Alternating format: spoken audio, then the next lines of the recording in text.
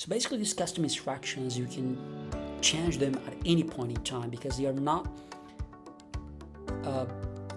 once forever kind of instructions, and because of a very simple reason is that many of the times some of us have like dual or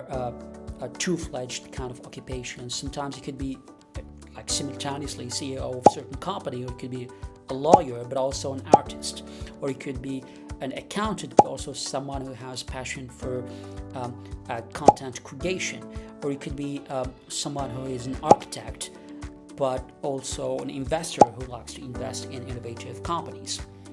And you could be also a student but also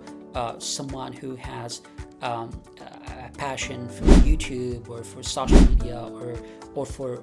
you can also be a guitar player or something like that. So you can actually be switching back and forth between different kind of personas, and each time you just have to change basically the persona here, and then you want to change the two blocks of the persona and then save the changes, and that's pretty much all what you have to do to actually reorient the model towards readjusting and redrafting the response given the persona which is being active at that specific point in time.